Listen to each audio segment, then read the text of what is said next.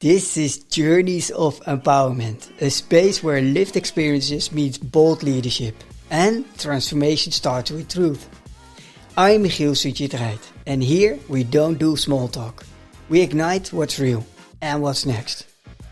Before we dive in, a quick shout out to our sponsor, Neotopia. Operations leads know the drill.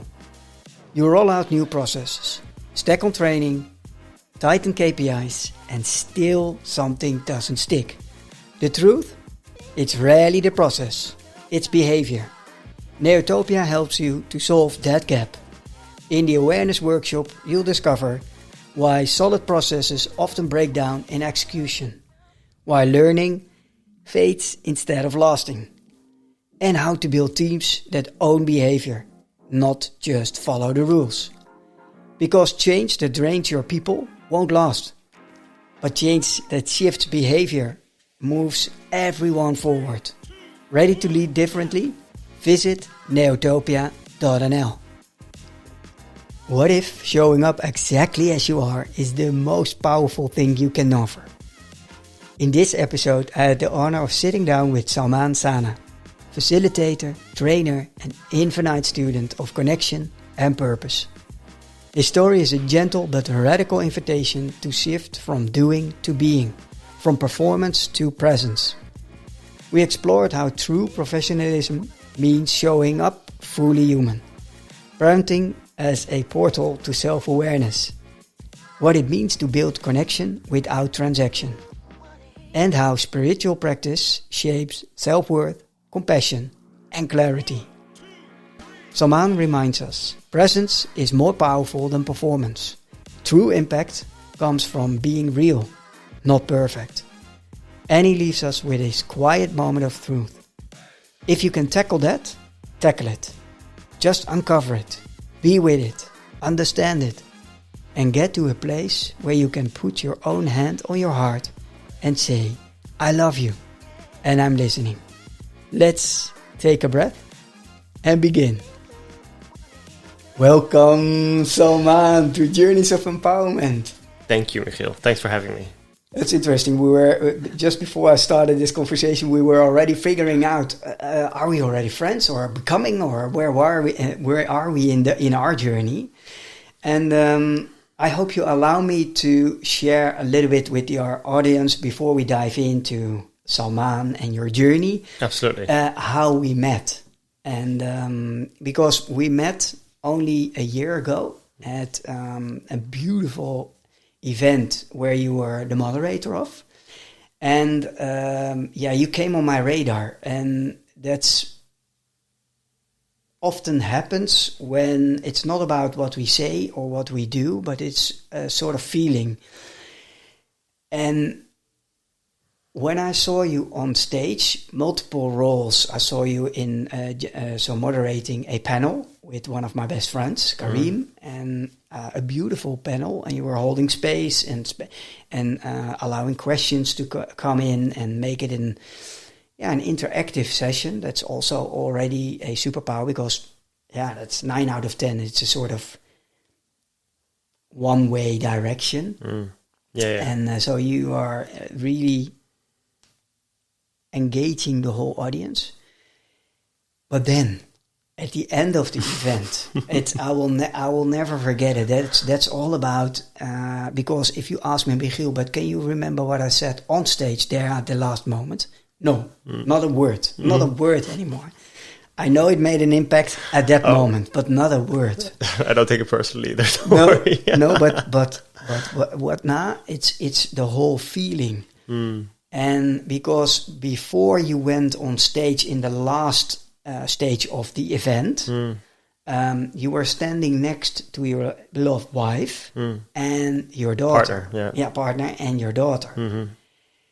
And knowing what it takes to get in the right mindset to know that you are next on stage, you have to sort of mental prep, right? Sort of little space in your mind.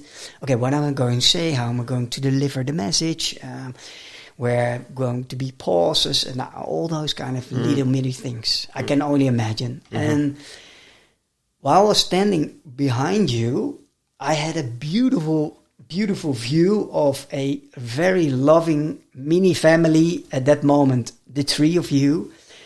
And it was as if everyone around you, it wasn't about ignoring, but they weren't there. It was so much attention, so much love, so much care, and so much,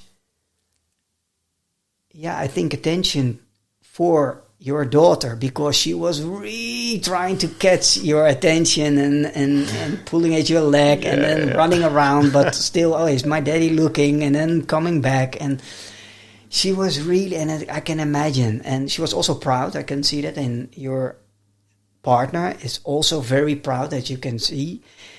But to be able, that was what really, to be able to hold that space for the three of you, which in my opinion looked like as if you were alone there with the three of you, and then a sort of switch and get on stage and glue the whole audience together.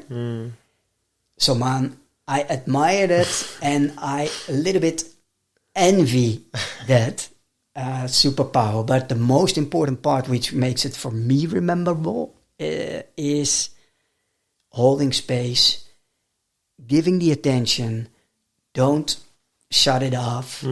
And so I'm very honored that you're here in the in our studio, in our home studio, and I had to share this because this is the way how I remember you. And I was like, okay, when I'm a little bit more progressed in podcasting, I have to invite Salmaan.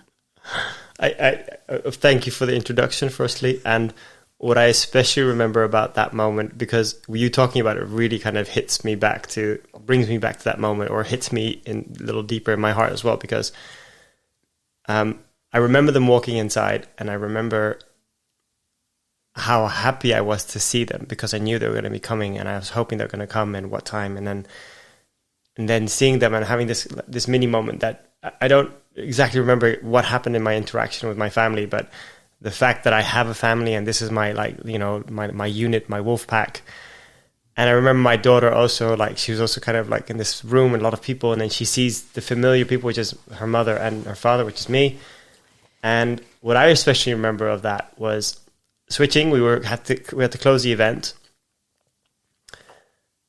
and then she walks in front of the stage and she wants my attention again, and I'm wrapping things up, and I think, no, sorry, this is what happened. Kimo asked me, what does an event like this mean to you? So these are the content, and not that you had to remember it, but I remember this part because I became emotional. And I said, well, there was a few things that made me emotional, which was, one, in a room like that, and it's something that we just talked about shortly, which is, it felt like we were with people that felt like familiar. And I don't want to throw around the word family because too loosely, but it felt like, my people that understand me. There's this kind of nuance that we can understand what we're all going through. And it didn't matter whether you're a person of color or which background you have or which heritage you had, but just this feeling we understand each other. That was something that especially was important to me. And the second thing was that my family was there to be there with me, and that I could experience that with them. And at exactly that moment, while I was actually getting a bit emotional sharing this, Indy, my daughter, she starts walking towards me, and then she comes to the stage saying, she wants me to pick her up. And then I think we talked about this shortly before as well, which is my choice was, do I engage in that? But I'm actually, I've got professionally, I'm with the crowd there. And then I decided to pick her up and just hold her for a moment. And Shannon Kanhai, who's the photographer, wonderful woman as well. She captures it beautifully on the photos as well. But it's not about the photos, not about documentation, but it's about how that felt, where I could share both being a moderator, but also just being a father. And I feel like the most human thing that we can do is be ourselves in every single moment no matter what the situation is. And that was one of those moments. And, I could just hold her and be with her, and at the same time switch and say, okay, but I also need to, perform. So then at a point, I think I don't really remember how it wrapped up. I think I put her back down, and she ran back to her mother, and then and then I got to, with Kimo, we closed off the event, and yeah, that moment means a lot to me too for many reasons. So I'm glad that that's one of the things that you remember too. Yeah, I do, and what I also remember that made it special, because I got invited for a lot of events, and both Kareem and myself were like, wow, but what's happening here? The genuine alignment of humanity. We saw everybody was mingling, trying to align, sometimes also disagree and agree to disagree. And Kareem was also a moderator of a table. Downstairs in the pictures, there's still a picture of him. Yeah. I'm very proud of our friendship, and he's a soul brother. Absolutely. Honestly, I've had short interactions. We were supposed to meet and have a coffee one time. Didn't work out. I think that's still definitely on the planning. But what I especially love about him is how incredibly positive, constructive that he is, and about how he turns every situation and says, well, we can look at it differently as well. And how he spins it in the most constructive way blows my mind. And I would say by far such an inspiration of how he is as an individual.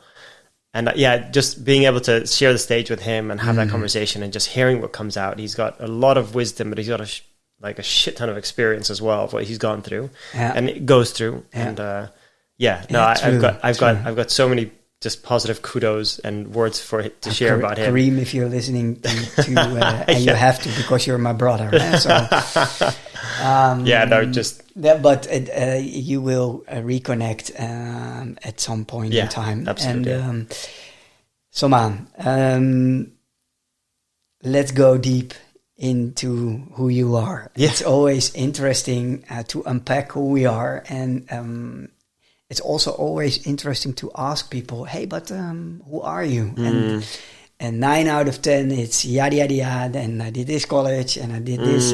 So let's start with knowing you in a very short amount of time. Let's say, what is the most important part you want to share first? It's hard to put it down to one important part, because I don't find there is one. No, first. Huh? I mentioned first. First? Yeah. What do I want to mention I make it a little easier. What I want to mention first. Yeah, the thing is, if I start describing who I am, so I'm going to share a small anecdote and then I'll get into it, if that's okay. Yes. So one of the anecdotes is, often when I work with groups and teams and, whatever, there's an event, and I love this one question, and it kind of came through a series of ways, but I've now fine-tuned it to this format, which is I get people to introduce themselves, and I'm going to mention it, but I don't want to say I hate doing it, but it's always a struggle doing it, because it's not an easy question. Introduce who you are, but without your name, your job title, your roles and responsibilities that you have in life, without the hobbies that you have, without any past qualifications, without your religion, without where you live and where you work, and without things that you may do in your free time. So that connects to hobbies as well. May I do that in 10 words? Please. You've got to be really curious. I'm an enabler of meaningful connections and empowering interactions. Nice. 10 words. Yeah. I had to count it in my head. Yeah. I am 2 words. So I'm an enabler. Yeah. Of meaningful connections and empowering interactions. Nice. It's beautiful, because in those words you've weaved in also a little bit of what you do, but without knowing exactly how you do it. Yeah. So I was thinking about this morning, if I'm going to introduce myself, and if Michiel says, hey, who are you? Which I'm sure he will. There's a more like, let's say, more the philosophical side, which I say, I am a human being having a conscious experience, living while we spin on this tiny blue dot going through this solar system, and we're all having this weird conscious experience of being on Earth, and me and you sitting in this chair. It's all kind of like, okay, yay. If you look from the top and zoom out from a satellite perspective even further, you'd be like, there's people doing stuff there, you know, that's, I get to experience this in some shape or form. Yeah. And sometimes I'm conscious of it. Sometimes I'm totally unconscious and I'm totally in my own emotional, I don't know, whatever I'm feeling, happy, sad, or regret, or whatever it may be. But at the same time, who I am is just somebody who's having that experience. Why are you laughing? I don't know. But it's the amount of energy in you. I had to laugh. Yeah, I was like, whoa. I saw the whole universe. I saw a small pot. Yeah, exactly. And my question, what pops up in my mind is, are we actually here? Yeah, no. I mean, yeah, that's a very good question. But I think so. I'd say yes and no. No. We're all nothingness. We're space. We're stardust. And at the same time, yes, we are here. You and I get to have an interaction with each other, and we get to share. And people, whoever listen to this, get to listen to this on their electric devices, which have been created. You know, like all of this is it's all been made. And I find that fascinating, and it's very humbling as well, right? It's very humbling. It can make me feel less serious about all the stuff that's happening to me in my life, and more so what's happening in the world. I mean, there's a lot of shit happening in the world, and I think, maybe for a moment I think, okay, that's it's not really who I am. It's maybe my experience, but who I am is also a somebody who's just trying to figure this life thing out, trying to figure out how to be a father, to be a partner, to be somebody who provides and contributes and creates value to other people if I can. Try to figure out my own inner workings, how my mind works, the things that I'm conscious and unconscious of, whether I'm able to reflect on them or I'm confronted with them by my children or by my partner or by other means. Trying to be a good friend to people, a good family member. I live with a lot of different thoughts and emotions, often feelings of worthiness and unworthiness, and I struggle and grapple with them. I try to be open about them, whether it's with people individually in conversations like this, or whether it's be stuff that I share online that I don't consider particularly important, but it's my way of just being as real as I can be. Why are you downsizing that? I don't know if it's downsizing, but I don't want to inflate it. I don't want it to sound more important than it is. I don't want it to sound like, the things I do. And it feels like I want it to not be like, I think I've said it. I don't want it to have more value than it actually has, if you know what I mean, to me at least. It has a lot of value. Yes, it does. And I know it does. It's not that about the impact that it makes or the influence that it has, but I don't want it to become this thing for me. Let's just say maybe my concern or allergy would be that it doesn't inflate in the form of arrogance and in the form of, I would even say like the extreme version would be narcissism, because I've seen that happen in my life and also within my family, this kind of form of, look at me. And that's not what it's about for me. And I don't want it to be about that. I have moments when it can really creep in, especially if I'm on stage often. Like I said, I moderate events or I speak at events, then that creeps up. And I want to be wary of the fact that that's there, so that if I feel that I can recognize it, say, okay, are you trying to, have that inflated ego and, so that people see you in a certain way and or can I break that down? And I'm very grateful for my partner who has a tremendous way of keeping me very down to earth, no matter how inflated I might become.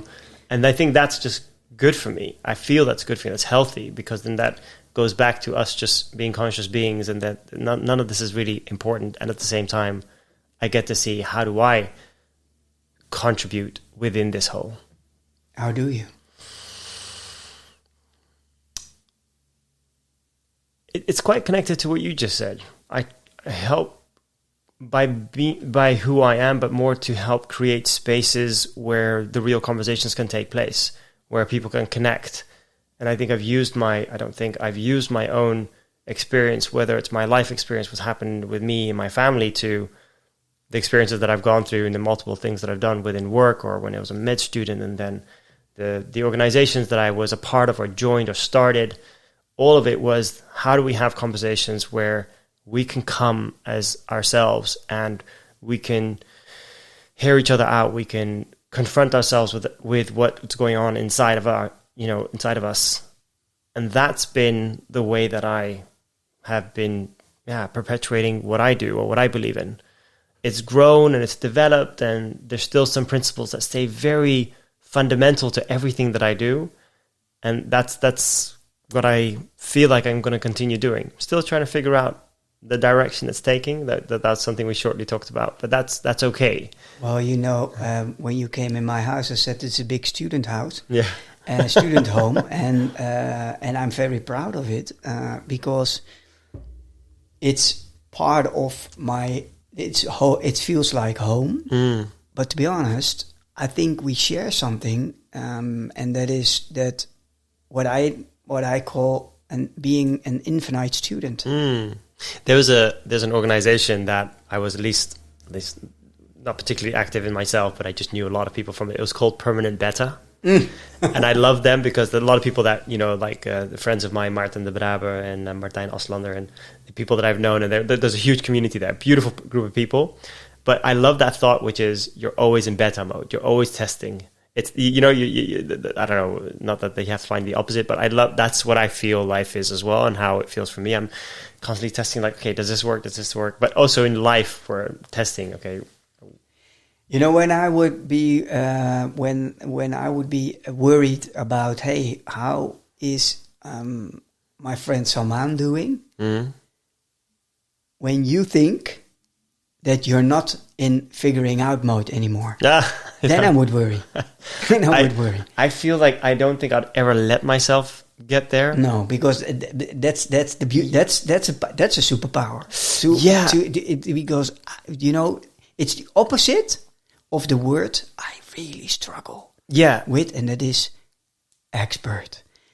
Calling yourself an expert in XYZ. Yeah, I've had to sometimes use the word expert when I've had to it's obsolete at the moment it leaves your mouth. It's already obsolete. No, true. What is expert? Yeah, no, I sometimes I get a little gag reflex from that too. I sometimes use it purely when they need a bio from me, and then I say, oh shit, this is the crowd. Then the way I need to kind of position myself, otherwise I think, okay, there's some kind of spiritual leader coming now. It's a sort of framing. It helps to frame. Yeah. So I have context when I do sometimes need to throw in that word, just like, but I try not to. I try to veer from it, and I don't see myself as one either. That makes sense. You mentioned in the struggles with and around your family. Can you share a little bit more about that? Yeah, just thinking about, so also wary about what things to share, which I find are, let's just say, respectful to all parties involved, and also just what my own journey is. So whatever influence it had on me, that's on me.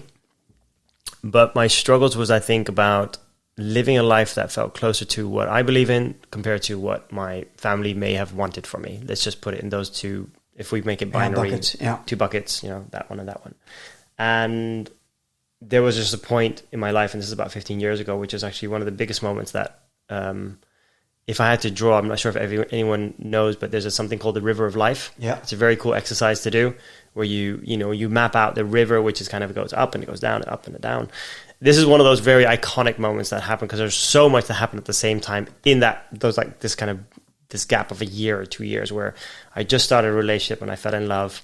I was still living with my parents at that point because cultural felt like you needed to contribute and be a part of the family and whatnot.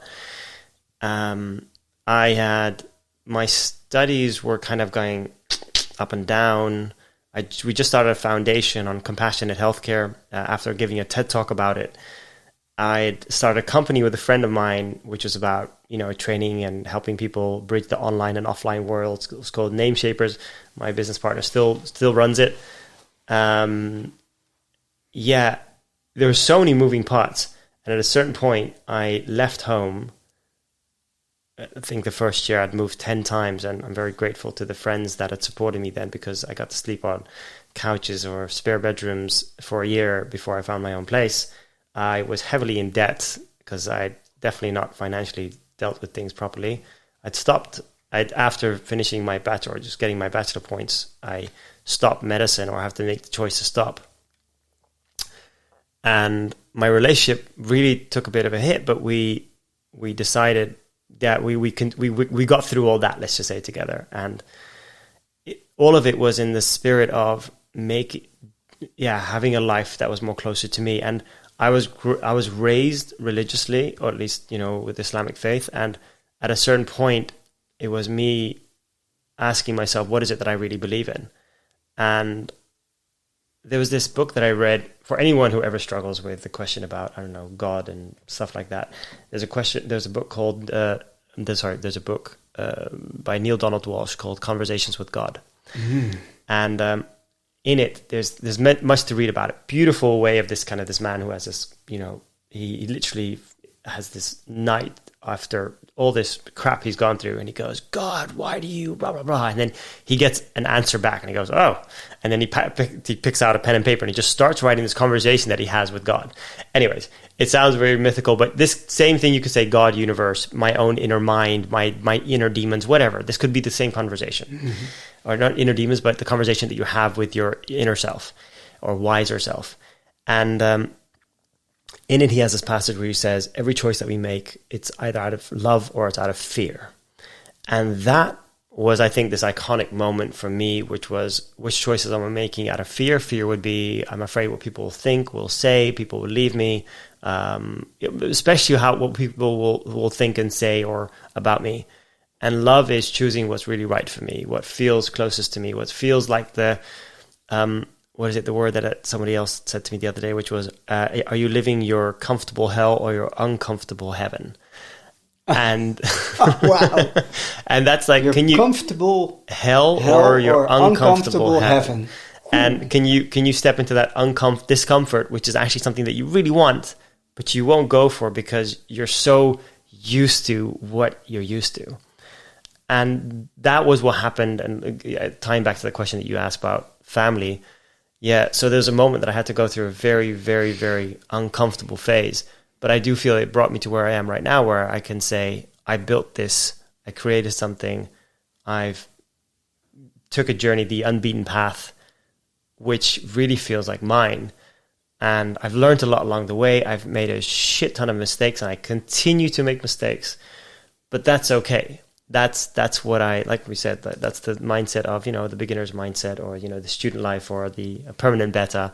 I get to experience that, and that's all right. But I am... Are you all right? Am I all right? Yes, I am. Yeah. More and more. Yeah. There is a path behind that, right? Yeah, I don't have any regrets per se. I try not to have any regrets. They do creep in still sometimes. 15 years ago I should have, 20 years ago I should have, 5 years ago, whatever. I have that still. I'm not sure if anybody else has it, but I have at least. I kind of dream and I go, but what if I'd taken that, that exit instead of that one?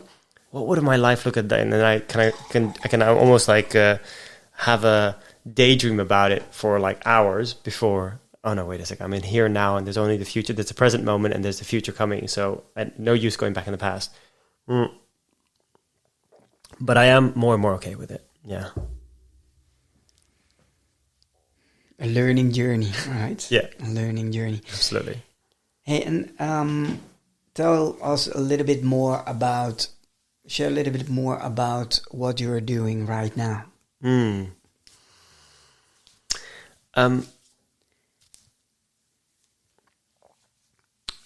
So I'm trying to steer away from these very classic cliche words, and so it's hard with the work that I do. But let's just say maybe going back to what I said earlier, what I like to do is create spaces where people can be who they are and they can step in and connect with each other. So often how that looks like is there's a company, organization, team, whatever it may be. They want to build more connection with each other. They want to build more trust. They want people to have open and honest conversations with each other. Let's put that into words of feedback, give each other good, honest feedback, or radical candor. I'm not sure if you know that model, which is about, I care for you deeply, but I'm going to challenge you directly. Or like we talk about topics such as which comes from the 5 behaviors, the 5 dysfunctions of teams, which is what the base level of every single team and organization is, that can you have trust, and how do you build trust, which is by having not only open and real conversations with each other, but also really getting to know each other on a very human level. And there's these questions that come back in Lencioni's the 5 behaviors, which is, and we do this often within teams and organizations, and often programs that I've done as one of the facilitators from Think, which is you ask these 4 questions, which is where were you born? So in Dutch they say waar stond je wieg? Where were you born? Where do you stand in the line of your siblings? What was a challenge for you growing up, and how has that shaped you to be the person, the professional, the leader that you are today? And get a couple of people to have a conversation that do not know each other, have a conversation about that. And take about 10, 15 minutes per person. And you'll see how people get to know each other on such a different level. I've heard stories, because I get to be a part of these sessions, that have honestly blown my mind, given me goosebumps, because you see them in this kind of face value. And then they talk about where they're born, what, line of the siblings, challenges that they faced. And you just think, holy shit, this is what you went through. And what do you see happening? What do you see happening at that moment? And when people start talking about, you get to see each other in a much different light. You remove the masks. You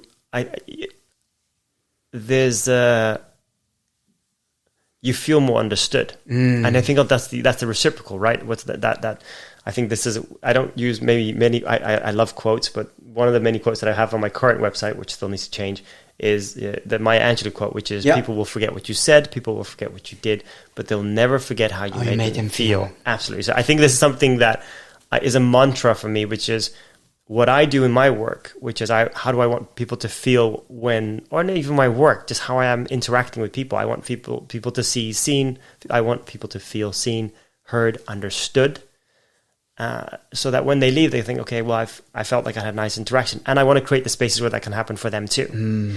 So when they have this conversation, and I'll go back to what I do, I feel like I've been able to help create a space where people can see each other in a different light. And what I do is that on many different scales and levels. So whether it's a small team of 10, 15 people, whether it's a huge organization of thousands of people, how do you create these kind of levels of conversations that people can have so that they're not only getting to know each other, but they're also like, okay, well, we work on a different team, but now that I know this about you, we're going to work even more effectively together. So we talk about high performing teams, lovely word. And I use it often as well because, hey, we'll help you become much more better performing and better sales and all that stuff. Yeah, but to foundationally and fundamentally change it, you need to change the way people interact with each other. Are a lot of our organizations ready for that? It's not about not only if they're ready for it. I think they're yearning for it.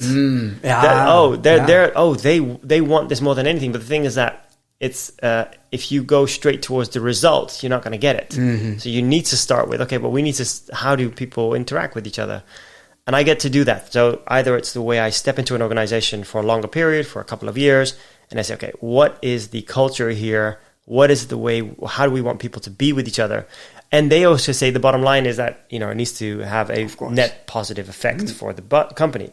That I can understand maybe on a more very commercial / capitalistic point of view. And we can have a conversation about that, whether I agree with that. But okay, that's what it is right now in this current day and age.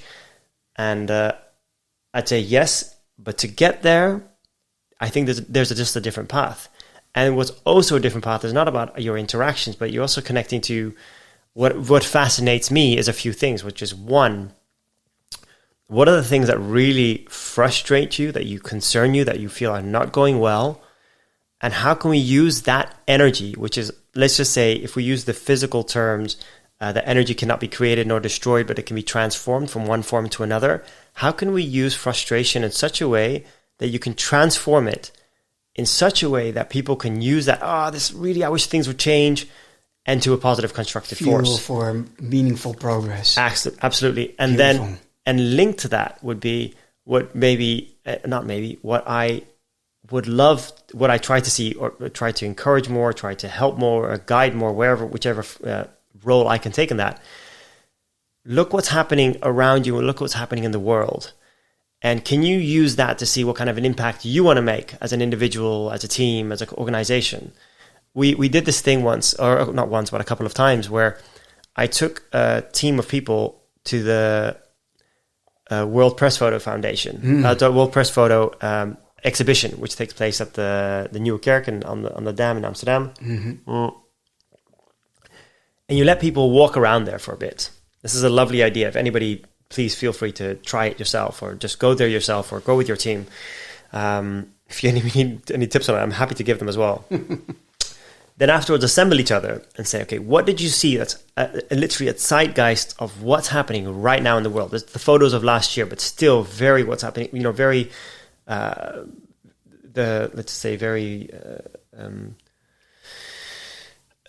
on point of what we're experiencing this current, day and age.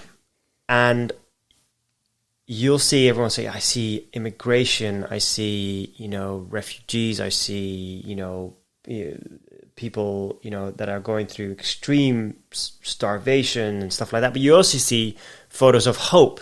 You see people fighting back. You see people trying to take a positive stance. You see people, these kind of hope in the most dire of situations are captured here. And I love the fact that we can use that to say, okay, but what is my contribution to the whole then as well? If I see this happening in the world, what do I want to do about it? And sometimes we don't know. We're like, oh, there's so many big world topics, these huge issues happening in the world. Yeah, but maybe if you let yourself feel what's happening and see it, you'll also know that that's where I want to add my value. And I think we can do that you can look at it at a macro level. We'll start a foundation or join a foundation just to help movement. And never start. Or just start with your interactions you're having with your neighbor. And I think that we can take those two scales. Sure, go big and try to make a huge movement. And I've seen people do that. And I'm very inspired by people that have these incredible movements that are still, having a big positive impact, scaled wise. And I also see these people just saying, well, on my day-to-day interactions, I just want to change the way I'm with other people.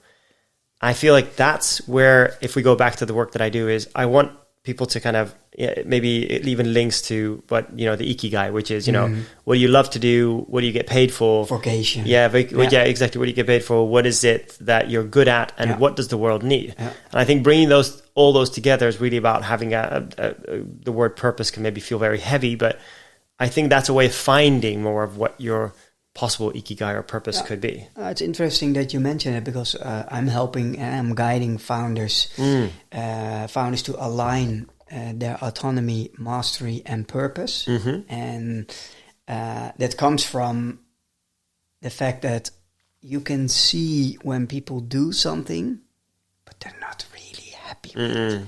They're just being good at it, but it doesn't fulfill them. No. And then as soon as we go inward and we do the ikigai, and by now I'm a canvas guy, so I have also a ikigai canvas, but it helps because you get your mindset. It helps to get your mind on paper, absolutely, and visual. Yeah. So it's very old fashioned. It's with sticky notes, and the moment you see, I'm doing this. And it getting paid well or whatever. But here's where my heart lies. And that's the beauty when we align who we truly are, our inner desire, with what we actually want to contribute into the world. Absolutely. And figuring out, I love that word, figuring out the way how to. That's the mastery part. It makes me think of, because it was about 2 years ago that...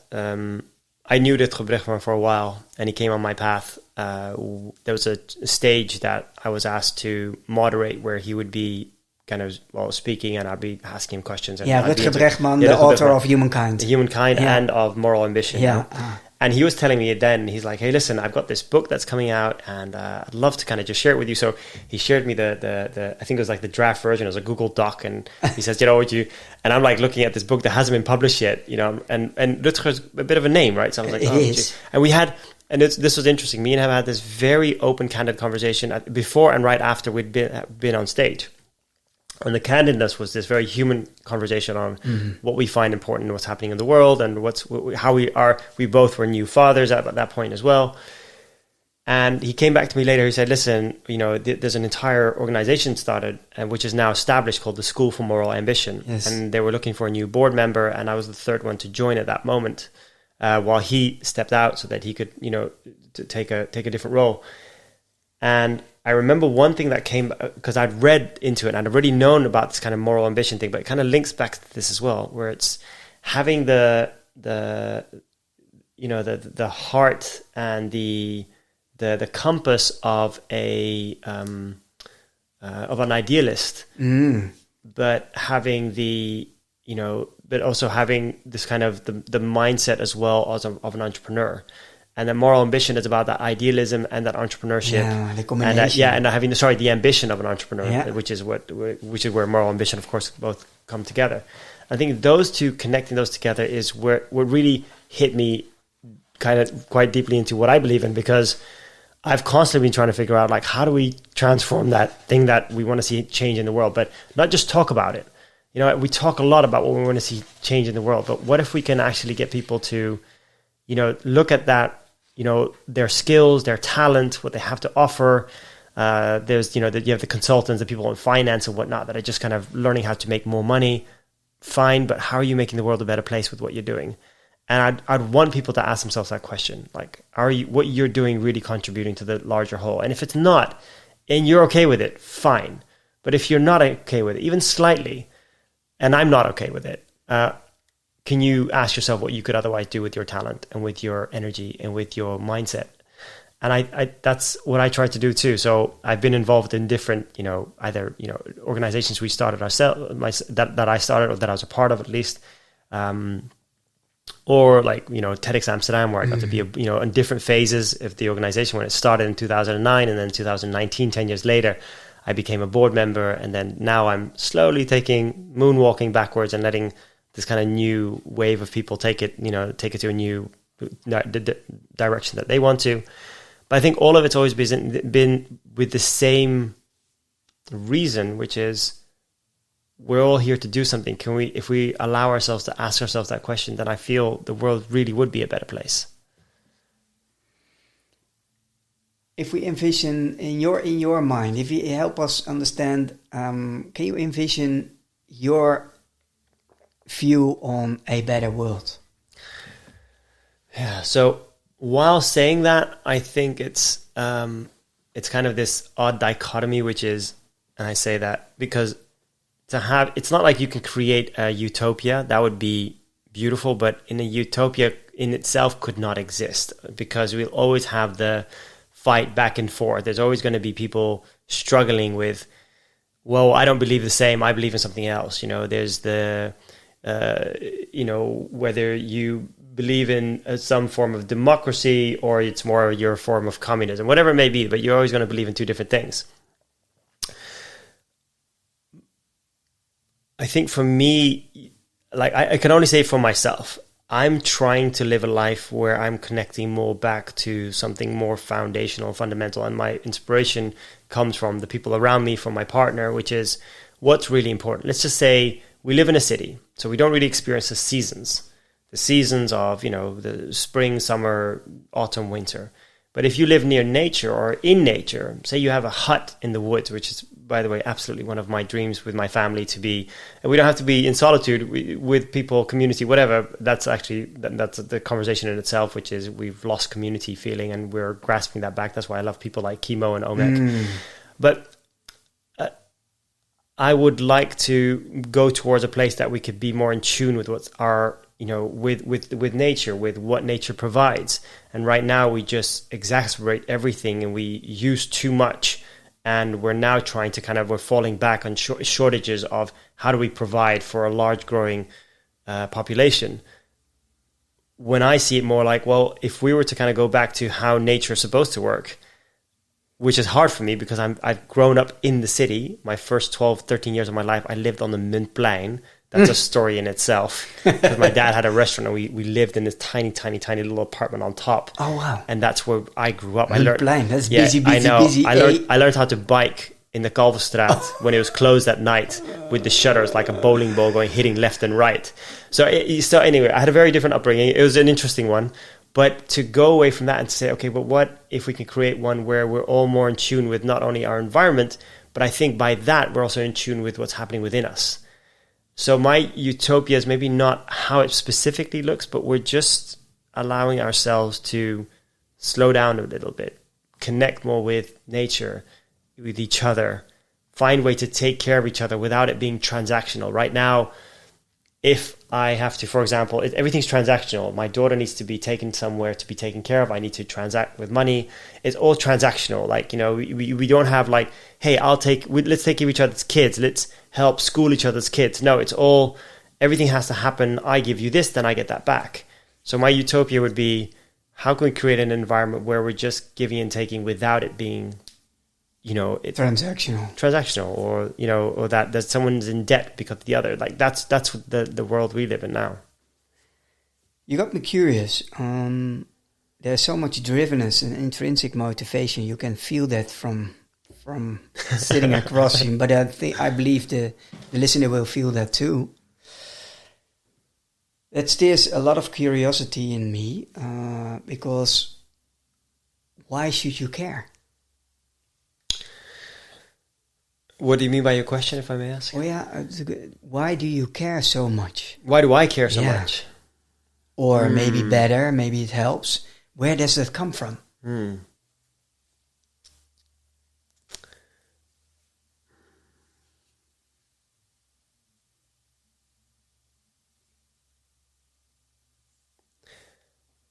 I think the reason I care has changed at different moments. But they're all still connected to each other. Today, in this day right now, I think I care more because I'm also thinking about my kids and the generations that come after us, and about the world that we leave behind for them. So that kind of concept of, I want to plant a tree that I won't see grow myself. And I want to invest into that, knowing on the short term I won't get the gratification for what it might provide. And that's okay. Especially growing up as an immigrant, from an immigrant family at least, and in a country where I didn't always feel like I was at home. That all had a role to play with, okay, but I would like people to feel like wherever they are, they feel like they are also a part of a whole. I think one of the reasons why I love something like the OMEC Summit where we met last year, which is, it just felt like a place where you're like, yeah, these are my people. We're together. We're here to take care of each other. We're here to support each other. And that's one of the reasons why I care is that I want to create a world where more of that can take place, or at least I can have an influence on that. I can't reach everywhere, but I can reach the places that I do have an influence. And I think that's through my work or just through the person that I am. But it also goes back to when I was a med student, and I was struggling with the studies myself, because I was just like, do I want to become a doctor? And then when I became a trainer facilitator, which is almost 20 years ago now, that's when I'm like, oh, this is what I want to do. But what I noticed in that was, well, I was able to, you know, to help others and those like med students, young doctors, with developing leadership skills so that they could see like, oh yeah, there's a different path that I could take if I want to. And what made me really care was seeing their frustration, seeing what they were going through. And I remember like when I gave my TED Talk, there was a stat back then that I still remember, which was about 20% of the physicians are depressed, 33% are chronically fatigued.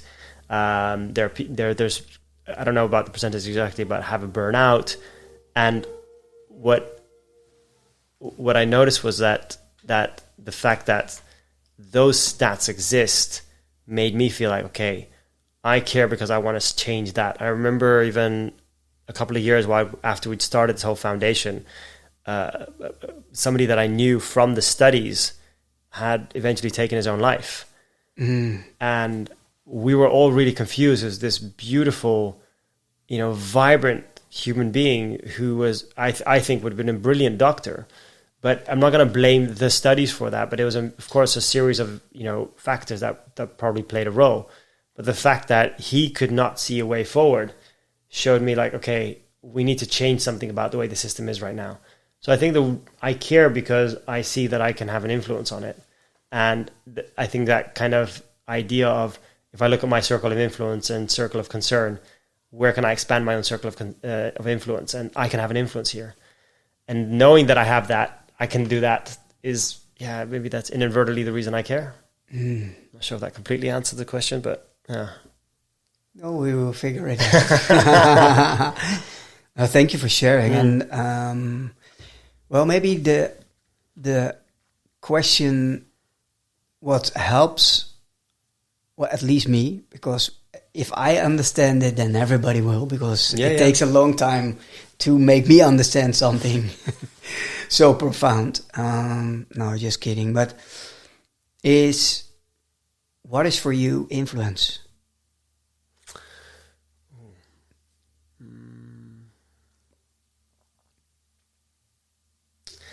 We all have an influence on each other as human beings. The influence that you and I are having interaction with each other right now, the influence that I can have in this conversation is a few things. I could have, and this is odd because it's almost kind of like being meta while I'm in a conversation with you, which is, can I be in this conversation and just having an interaction, not worrying about the fact that there's microphones and speakers and this is being recorded? Or could I go zoom out a little bit and say, oh, this is a conversation, so I need to watch my words and the way I'm saying it and how I'm coming over. Am I being professional or not? And people will be impressed with what I say. And where are you at?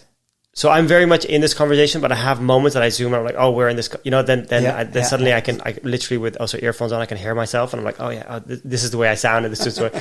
And that happens, right? But my influence in this moment is what I can do to make this conversation as meaningful as possible for me and for you, but not starting with me. And I'd rather it be one that I can be present as possible. So that's what I'm doing. As again, sometimes it goes back and forth, but as much as I can. And I think that's natural and that's okay for that to happen. I don't want it to be like, oh no, I zoomed out and suddenly I started overthinking about my voice. And that happens. Even when I'm on stage and I'm moderating or I'm speaking, it happens. I'm like, oh shit, this is really happening. And then I go, okay, go back to where you and me sitting just across each other, having a good conversation. Just as we were downstairs when we were talking about, the life path that you've been through, which was fascinating. I want to learn more about it. Well, actually, that's interesting to step into it. Kimo and I agreed that he's going to interview at some point in time when I'm ready.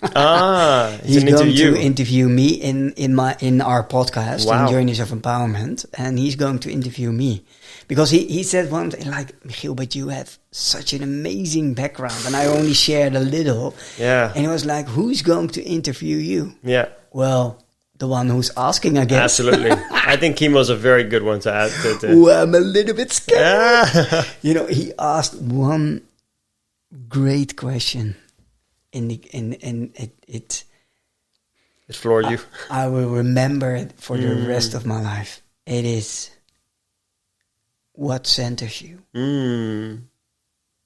That brings you really here and now. For me, Kimo is somebody, and then we jump back into our conversation. No, please, I want to hear about this. Someone I really admire for multiple reasons, but one of it is when you're having a conversation, he is here. He's nowhere else. He's so considerate also in thoughtfulness, considerate and thoughtful and genuine and really present in the moment. And also, I think it's a mutual body who I really respect, but also admire because of his presence, is Kobe.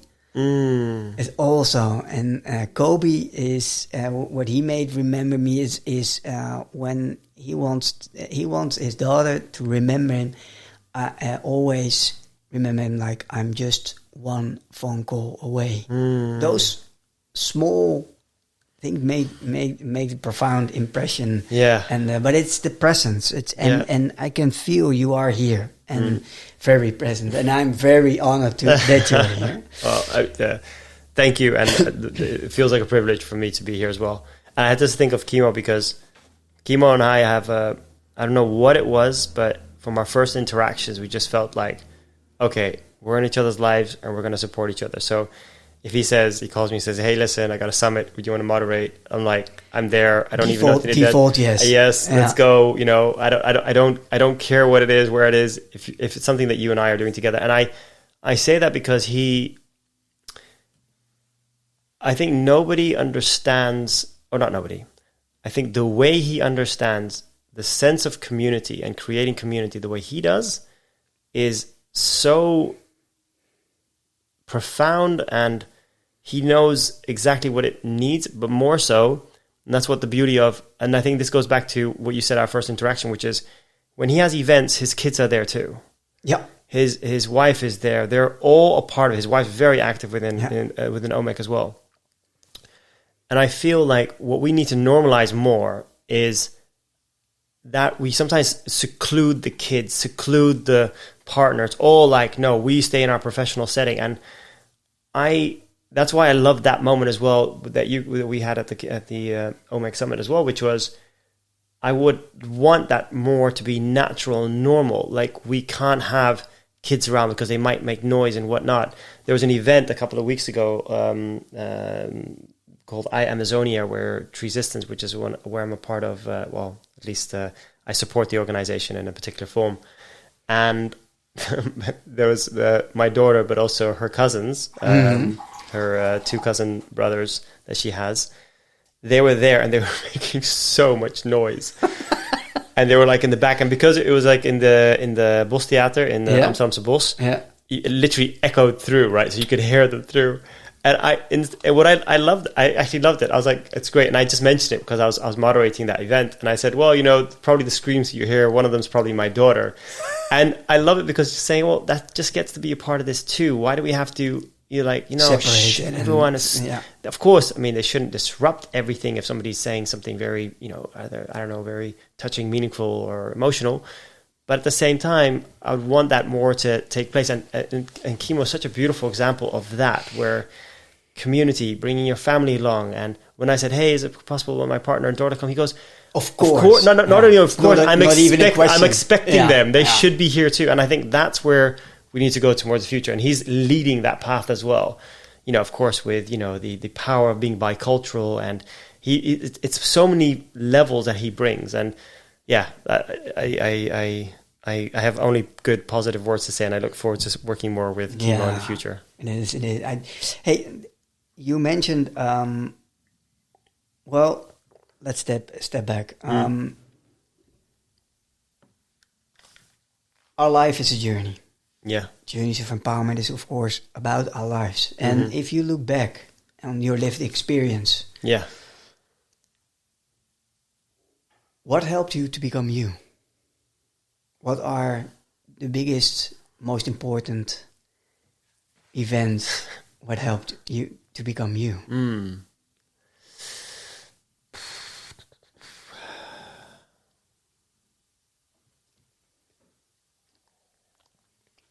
I'm trying to sift through the memory banks because there's many moments that made me who I am, I think, today. So I don't think there's a few iconic moments, but there was the one that I mentioned, which is about 15 years ago when my relationship started, and I decided to stop studying medicine, starting a company foundation.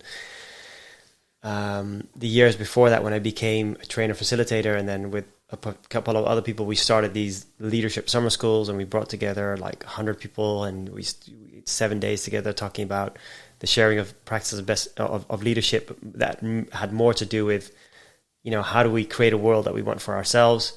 But I think fast forward to much later, where I joined a consultancy, a bespoke consultancy called Better Future, which those people became honestly feeling like family to me. I worked there for 6 years with a lot of love and pleasure, and the people that I still have very good contact with, at least when we see each other. We don't maybe see each other as often.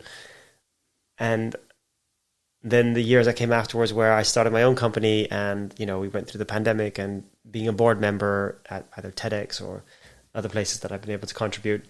These are all moments that have had a huge impact on me, but it's not like these one iconic moments, but it's just like these chapters that I've gone through. But through it all, like there's particular people that have had a big impact on me. whether it's my partner, who is, I think, something that she does for me is like I said, very grounding, very real, but also bringing it back to the essence. One of my best friends, who I don't get to speak to as often lately, but he was like this, like brother from another mother who, through thick and thin, through our ups and downs, and often our phases of life, would be going through the same thing. And now talking about him makes me miss him as well.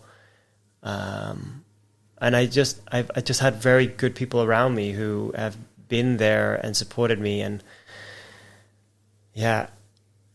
that's been the, just going back to what your original question was, which was now what helped you to become who you are now. But I think that's those people that allowed me to be me, or not having to change who I was, and the phases that I went through, and being supportive of that.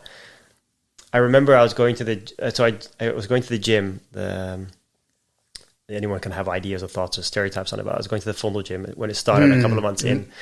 And there was a couple of people there that would be... One of my friends is a trainer there. Oh, okay. Björn Brady. Oh, okay. Right. No, yeah. So I was like way like when it just started, and, the first people that started CrossFit and all that stuff. Anyways, there's a couple of people that have coffee afterwards, and they kind of became the small little kind of 7 a.m. club group.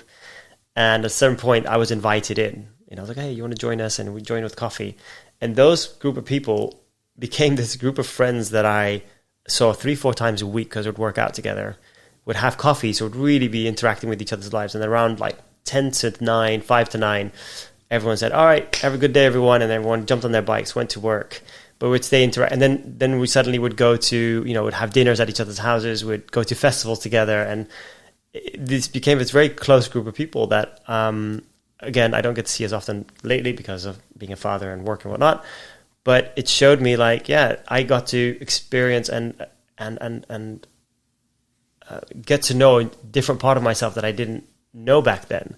And they also were a big part of that, whether they allowed me to do it or they just were themselves. And then, I got to become a part of that group. So I think there's particular people that come to mind when you say that question. And there's also moments that took place. Absolutely. Yeah. And I think maybe if I were to expand on it a little bit more, would be what helped me be me is a few practices too. And the practices are, whether it's waking up in the morning, journaling, and just kind of hearing my own thoughts and just getting that. If there's one tip that I have for everybody is, if you've never journaled, or just try it. Try to write down what's on your mind, whether it's a to-do list or whether it's what's your things that are happening in your head, and just 10 minutes of just writing, just all that, getting that out of your mind, and you'll just realize so much more of what's happening on an unconscious level. And that absolutely contributes to that meditation, sports, but also now more and more about realizing the essence of family time, about how it is to be super, super present with my daughter or with my son, and not on my phone because I feel this urge that I need to respond to a message, or I need to do this, I need to do that. So that's all these practices that I can say I've become an expert in, because we love that word, but more that I'm really trying to stay as mindful as possible about. You mentioned your daughter and your son. It's now how many months? Almost 3 months. Oh, yeah, that's cute. Yeah. Oh, he's so bubbly and fun, and he's literally like a little Buddha who smiles as soon as everything's sorted out. If he's fed and his diaper's been changed and he slept, whatever, then he's just sitting there and he's just a happy baby. I'm just so, I can't stop cuddling him and holding him. I can imagine. And how is that for your daughter? Yeah, so it's both. She smothers him. She loves him. Like my son's name is Mako. Whenever he cries, she goes, and then she gets up and she wants to go to him and she wants to stroke him and hug him and hold him and give him kisses. But also a little bit. She's a little rough, but she doesn't understand that she can't be that rough yet. So that's, I think, for her just to learn about that, and that's okay. But sometimes we get impatient with her, like, no, stop! You can't pull his leg like that. He's still a baby. Like it's just pulling, like or pull his arm like this. But that's okay. But dividing the attention. I think that's a challenging part, right? Well, not dividing as much as being there with them and not allowing myself to have no, but from her perspective. Oh, from her. Sorry, you're talking about my daughter. So the dividance of the attention. So you notice because my partner needs to be much more with my son now because they need each other much more. Then I need to be more with my daughter, and she's also learning to, because she wants to be with her mom a lot as well, which makes sense. Yeah, that's something that we're figuring out. But I think this every parent that has 2-3 kids has to go through this phase. True. Yeah. Bringing back the very first moment where we met. Yeah. And recalling that memory.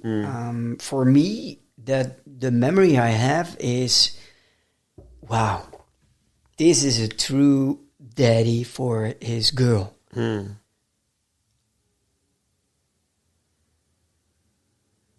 Is it nature or nurture? I don't know about it being nature, so per se, because I don't feel like I was given the opposite example. My dad, if he ever had moments of spotlight, and God rest his soul, he passed in February. I don't feel like he was often really as connected or really taking out the time for us as this. He did, though, at moments, and I want to be also mindful of that guy. And again, I don't want to put a different light on him. But I didn't feel like, okay, I'm the most important thing, or whatever may be the case. And not that I don't know if I needed it, but I didn't experience that.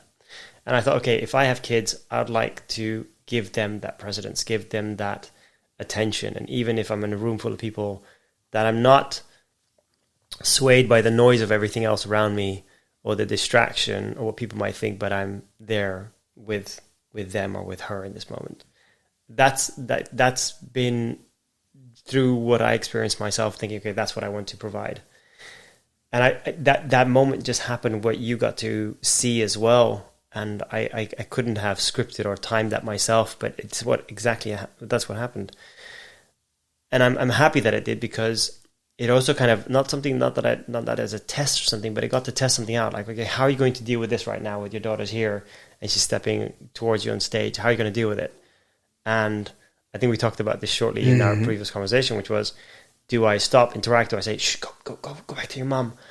Or do I just embrace it completely and allow that 10, 30, 60 seconds that might be needed to just allow it to be there? So what? It's happening right now. So I get to pick her up, and then I get to put her back down, and then she runs off to her mom. So I think, and this goes back to, for example, like why I appreciate someone like Chemo, bringing family in and really getting the kids to be an active part of what we're doing. But I think the way I am as a professional as well, which is that we put things behind, like we don't want people to see what we're going through. And I'm not saying that you should come in and say, how's your day? Oh, I'm going terrible. I'm not saying like that to offload to every single person you speak to, but it is to be in realness of what you're going through in that moment. And that was a realness of what I was going through in that moment.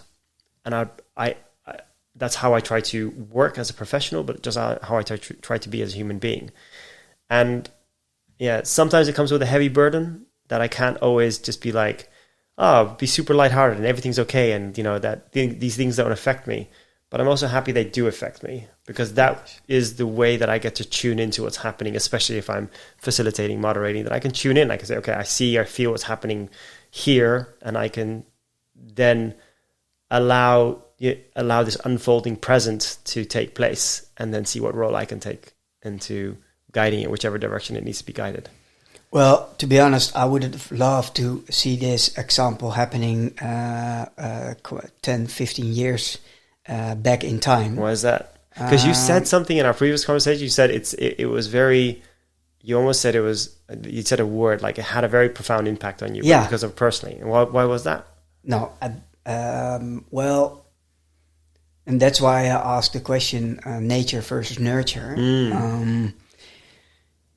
If you grow up without having proper, well-intended, good examples on both sides, so my father and my mother, without growing up, my biggest concern and also insecurity in life, and I'm not very insecure, but this is how can you be a good father without having any good examples?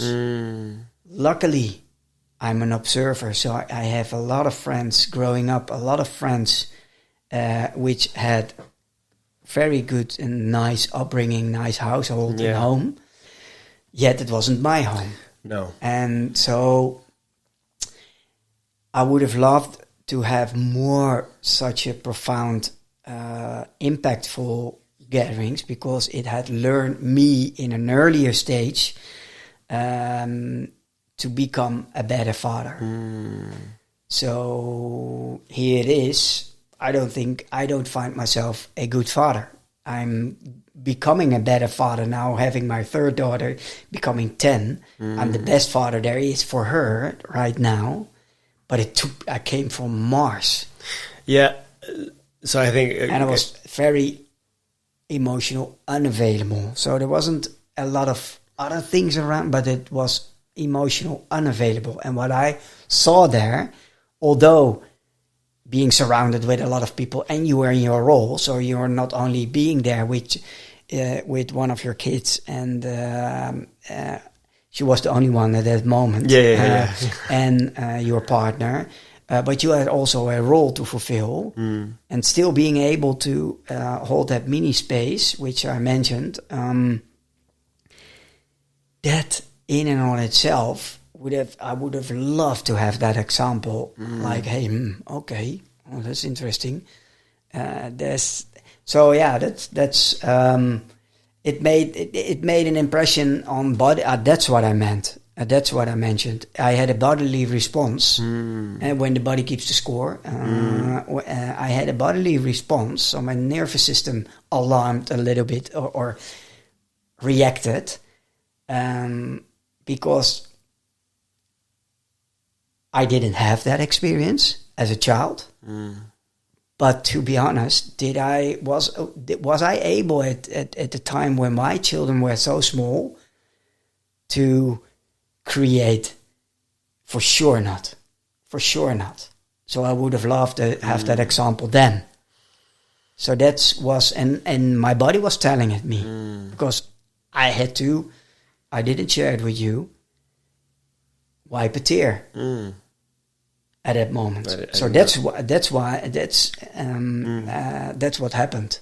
So I'm very grateful. So long story short, I'm very grateful for that moment, because I was like, hey, you see?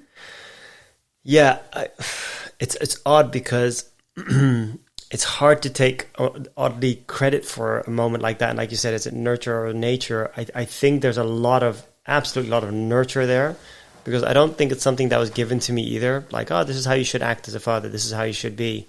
I almost felt like I'd be too distracted by the noise around and be focusing on that instead of what is happening here and now. There's this concept that I heard the other day, which actually I find brilliant, which is signal versus noise.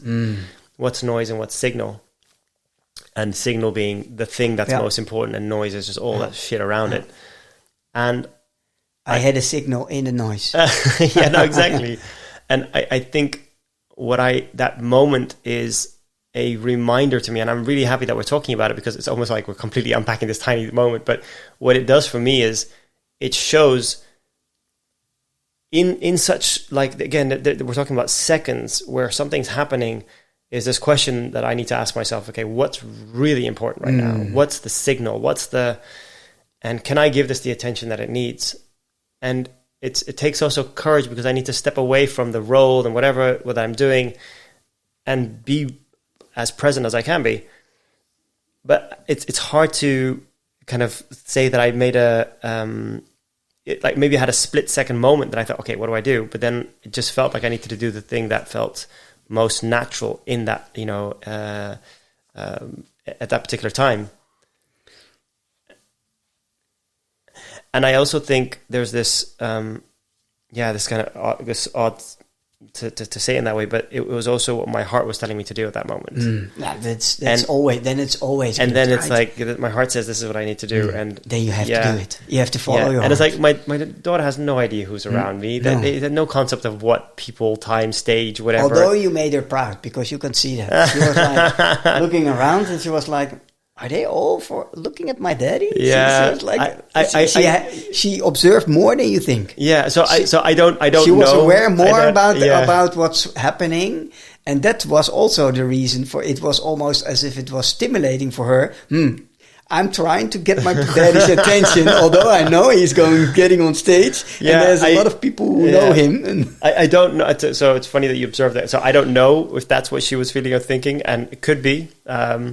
I wasn't as observant to that particular aspect of it, but all I just saw was her running towards me, and I thought, okay, especially at the moment, because I think that's what happened too, because I became emotional, and then she walked towards me. Because often if that happens, she says now, because now she can use words more than she did then. That's about a year ago. She says, "Papa, verdrietig?" And then I go, like, is that sad? I'm like, and then sometimes I can be sad, and I can be like, tears or something's happened, and then she can come and she can stroke. She's very, very empathetic. Even with other kids crying, she goes to them and she starts stroking. They go, "Are you okay?" So and then it's like you can't let that moment go. You can't let that moment just pass by or whim it away. Oh yeah. Yeah. No, but thanks for sharing as well how that had an effect on you, and I hope more people can do that. I hope I just hope that I can remember to do that in the moments that it's most important. Yeah, it's not about the doing. That's the interesting part. Yeah. No, I'm not pinpointing you on your words, but in this particular word, I am, because it's not at all about doing. Because doing, for me, I can observe, I can see right away it's about doing. He's acting. He's aware of his environment, and it was all about. I think I admire that most. It was about being. It was about being there and not doing. It was about being and allowing yourself to be there. Yeah. So there's a while ago, this is about, must be more like 10, 13 years ago or something, but I had to speak at an event at this, the National Convention for Pediatricians, and I was asked to give like this, they call it PED Talks for pediatricians instead of TED Talks. And I remember preparing for it. I was super like nervous and psyched up about it. It was 15 minutes, give a talk, inspire a room of pediatricians, professors there in between and all that. And I remember being super stressed out about it. And then I was in the room and preparing on my laptop, adding slides. I think I got to about 30 slides now. Just adding, I need to do this. And it just felt like I was sweating, like coming down, sweat was coming down my forehead. And the audiovisual guy looks at me and says, "Hey, I need your slides because I need to plug them into the laptop." And I see the room is slowly starting to fill up, and I'm the second speaker, I think, of that whole. There's 4 speakers, and that was the second speaker. And I look at him, and I said, "I just need 2 more minutes, please, just 2 more minutes." And I'm just like looking at it, and I'm flipping through it really quickly, and I'm feeling that rush in my body. I'm like, I still feel like I'm missing stuff, and why did I wait till so late, and why isn't it complete? And maybe there's too many slides. Maybe it's not. Wait, if I took half a minute per slide, then maybe I can make it work. And I'm like going through this whole motion, and then like again with almost like this kind of sweat pouring down my face, and I give this memory stick to this guy, and I go, "Okay, here's my memory stick. Could you upload it?" And he looks at me a little bit frustrated and like, "Oh, geez, man, you really had to wait till the last minute for this, didn't you?" Like, like putting him in an unhandy position. And I get that as well. And okay, and I said, I'm sorry. And I give it to him. I'm very apologetic. I shouldn't be as much. But even more then. I sit down, and then I send a message to my partner. I'm like, I don't know how this is going to go. I'm pretty, And then she writes one sentence of which honestly changed it completely for me. And then I'm like saying, yeah. She goes, yeah. What is it? What are you stressed out about? I'm like, yeah, the story, where it's going to come over. And then she wrote back, "It's not about you. What you're there to do is not about you. It's not about you. It's not about Salmaan. It's not about the persona. It's about a message that you come to share. You're coming there for a certain purpose." And without even remembering exactly how our conversation further went, but I remember that just suddenly all the weight went off my shoulders. everything that I thought I needed to be stressed out, because I'm not there. Again, that's the ego. That's the, the wish to impress other people, if that's what a wish is. And I went back to the audiovisual guy and I said, listen, I'm not going to use my slides. I'm just going to use this one picture. And I eventually gave that talk, and I can't say that I rocked it or something, but it went really well, but more because I let everything else go. And I thought, what am I here to do? What's the message that I have? It's not about me. It's not about what I've done. It's not about my accolades. It's about me to, be here for a certain purpose. And that was really about, cultivating compassion in healthcare, and about changing the way we look to each other. And that's what I'm there to tell. So I had myself, my stories, my anecdotes, and I know what I needed to say. And that's what I did. And it was a beautiful moment for me to remember that it's not about me. And I think going back to the OMEC Summit was also the same thing. It's not about me. Well, if it's about me, then I make myself important. And that goes to what you said, don't downgrade yourself. It's not about me downgrading, but it's about just realizing it's not about me. And of course, I'm the vessel that comes through, but it's also not about me. No, but it's interesting. Why the second principle of my podcast, so the first one is host like I connect. So if I'm able to host like I normally connect, 9 out of 10, it will flow in and on itself. Not automatically, but allowing yourself to be who you are. And I love to connect, so it will flow. Yeah. The second one is, although it starts with you, ultimately it's not about you. So I didn't know this was one of your principles. Yeah. It resonates. And although it starts with me, it's not about me. Of course, the podcast, it's my initiative. It's my podcast. Yeah. Realize, okay, but Michiel, it's not about me. It's about unpacking Salmaan. And the reason why I was really also digging into the whole vivid moment, which was a few seconds, which made a big, huge impression, is that I hope by that is unpacking who you are as a person and what you value. Yeah. And because that moment says a lot about what you value, about who you are. Yeah. And that's what Journeys of Empowerment is. Yeah. And I find you a very beautiful person, good looking, well articulate, but also a very, very, very beautiful human being. So that's the reason why I would love to unpack that and make it not about me. So, and the third one is ask genuine questions to enrich the conversation. Yeah. And the fifth is, I forgot one, but the fifth is our journey is the reward, and the sixth one is make it worth sharing. So that's principle based. And because we're not scripting. Hey, since we're heading towards the end of this, I would love to say first conversation in the podcast. Part 2 coming later. Yeah, part two of 5 will come later.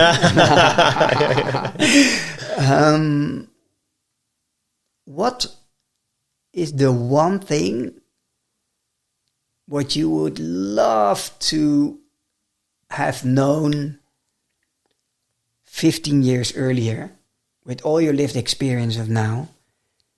What would that one thing be which you would love to have understood and know 15 years earlier in your life?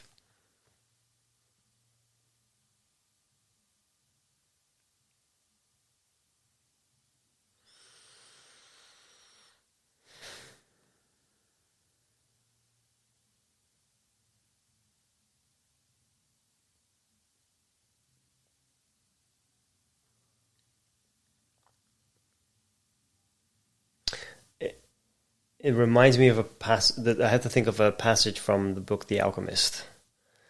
And there's a sentence which talks about the word maktub, which means the universe, that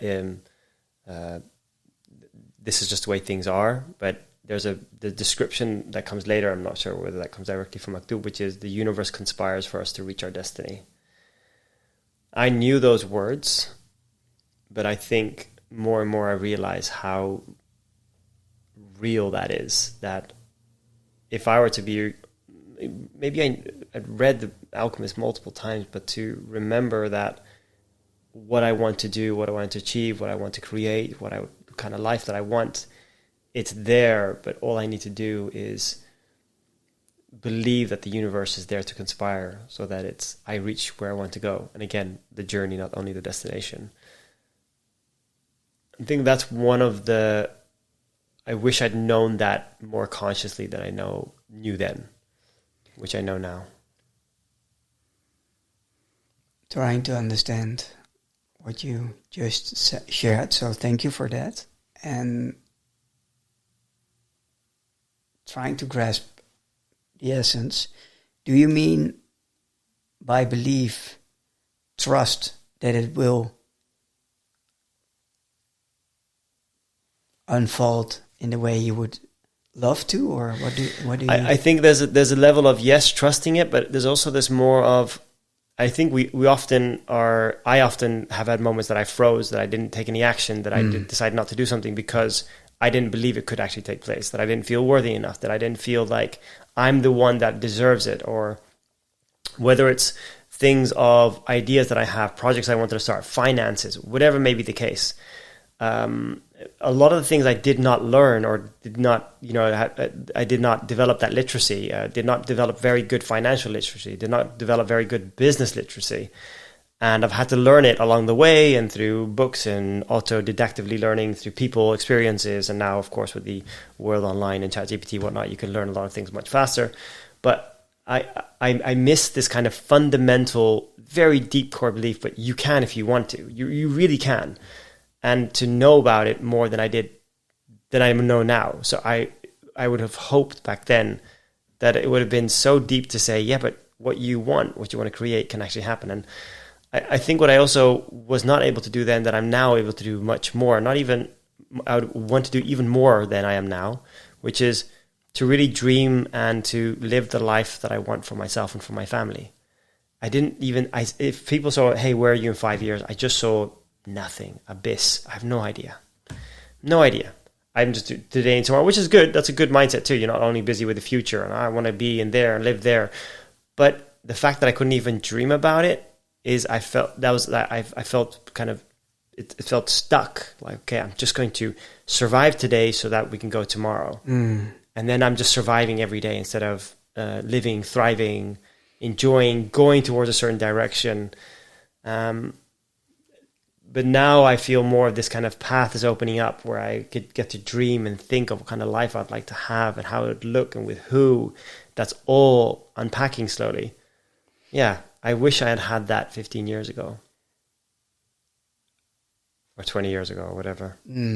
What do you think when people are listening and this resonates? People feel stuck.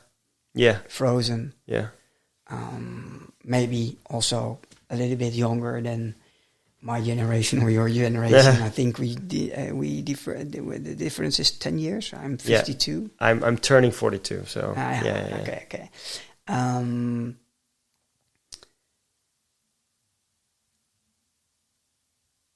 How can we help? How can we help to start that process of? Is there something which we can share? People can try. Well, there's so many sources and books and places to. What's the first thing that comes to mind? So there's two things that come to my mind. More, but two, and there's like a list that follows up. Okay, like I could literally riff for like an hour or two on this. However, the first thing is that one of the things that holds me back, and I think holds many people back, is the feeling of worthiness. That you feel that you're worth something, or worth a particular life, worth a particular, I don't know, whatever it may be in your life. And because we don't have that worthiness, we do not decide to pursue the things that we would want to. If you can tackle it, just uncover it, be with it, be present with it, understand it, and to feel more worthy. And if there's through practices of mindfulness meditation, through acceptance, through loving kindness, to really get to a place where you can put your own hand on your heart. And if you're, listening, and I'm just doing it myself right now, to really be like, there was this meditation I did once when I was going through a really rough time, which is where you put your hand on your heart or your belly, and you just close your eyes and you say to yourself, I love you and I'm listening. And do that for like a few minutes. Just repeat, I love you and I'm listening. I love you and I'm listening to yourself. That can change some dynamic within you to feel like you are worthy of love. You are worthy of belonging. And to get there, I think, is like this foundational part. And then there's things you can learn and to do and books you can read that I think can help you along that path. And then it takes us a little bit, I think, away from that kind of I feel this much more foundational level to this level of, oh yeah, but how can I work on it? So whether it's, I don't know, the untethered path, or whether it's, or the Untethered Soul, the book, and I forgot the author, or the 7 Habits of Highly Effective People, or The Alchemist, which I just shared later, a beautiful novel, which really helps you understand the kind of journey that you could take. All these are great ways, or definitely Eckhart Tolle's books, which is The Power of Now, or A New Earth. A New Earth is literally an audio tape that when I'm not there completely with my mind, I just put that audio tape on whichever chapter it's on and just start listening. And then I go, oh yeah, the ego and the presence and being conscious and unconscious. But all that, I think, are ways of getting to a point of just believing that we get to be where we are and we feel worthy of where we are. Salmaan. Yes. We can go on for hours. For now, we're wrapping up. You mentioned quite some books. There were 2 books, especially the Alchemist. Alchemist, and we will share it in the... by Paulo Coelho. Yeah. And, but also the one... Conversations with God. Conversations with God. Yeah. Yeah, so it's funny because it wouldn't be the book that I'd say, oh, this is my book tip for people. Absolutely. It wouldn't be like my first one to mention. But I know at a certain crossing point in my life, it helped me just grasp a concept that I had... Anybody who's raised religious or... So what happened was, there's an interest... Sorry, just one last thing, just before we wrap up.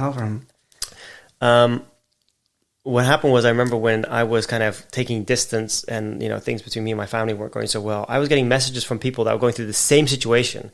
And they said like, hey, can we spar? Can we talk? And I'm struggling with the same. And I remember then saying, hey, if you're kind of going through this path of what does religion mean to me and whatnot, there's many different inspirations. Go read them all. But this was one that really helped me. Just grasp a little bit of that God, universe, whatever it is that we're looking towards, and create a different meaning for you. And it's created a different meaning for me now. I can absolutely consider myself spiritual. I wouldn't say that I'm religious, but absolutely spiritual, and help me in that spiritual path. And it's not about having one particular dogma, but it's about understanding what it means to us, individually. But yeah, so it wouldn't be, so absolutely. Definitely go read that one as well. Well, we will share it in the show notes. And Salmaan, thank you very much for an open conversation. People might think this is a sort of bromance conversation between 2 people. And I hope you enjoyed it. I did. I really enjoyed having this conversation. Learned a lot, and I'm looking forward with what future might unfold for us. And if I can be of any assistance in whatever way, I'm just one phone call. I know. No, thanks. And ditto as well. And I do feel there is a bromance happening here. So if people hear that, that's fine. But I think that's good, because I think when we have a deeper level of love and affection for each other, then we can also see the conversations can become more real, but also maybe those that get to listen to this and be a part of it. Hello there, people that are listening. I hope that you can take some nuggets that can help you as well. So, thank you very much.